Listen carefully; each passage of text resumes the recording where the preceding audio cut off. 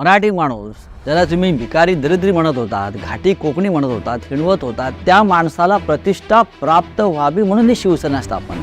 आता मित्रपक्षाने फसवलं म्हणून शिवसेना थांबली का? शिवसेना संपली का? तिथे काय मूर्ख आहेत ते जे बोलत आहेत, माझ्या भाषेत आहेत ते. अग्निकुंड आहे शिवसेना, म्हणजे आग आहे. शिवसेना तोडणं म्हणजे महाराष्ट्राच्या पाठीत खंजीर खुपसणं. उद्धव ठाकरे यांनी पक्षाचं नेतृत्व स्वीकारल्यापासून त्यांनी बाळासाहेबांची संघटना नक्की 2 पावलं पुढे नेली. भारतीय जनता पक्षानं ज्या पद्धतीनं आमच्याशी वर्तणूक केली त्यांना क्षमा नाही.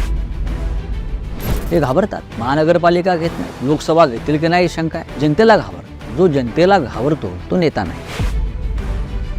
100 भ्रष्टाचारी गोळा करायचे जगभरातले आणि आपल्या पक्षात आणायचे, हा कोणता मॅन्डेट आहे? त्याला मॅन्डेट नाही म्हणत, व्यापार म्हणत.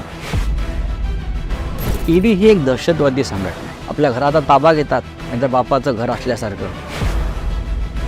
तिथे कसाब होता तिथेच मी होतो. अक्सरोड जेलमध्ये जर मतदान घेतलं असतं तर 90% मतं शिवसेनेला मिळाली असती. शिवसेना ही सत्तेसाठी जन्माला आलेली नाही आहे.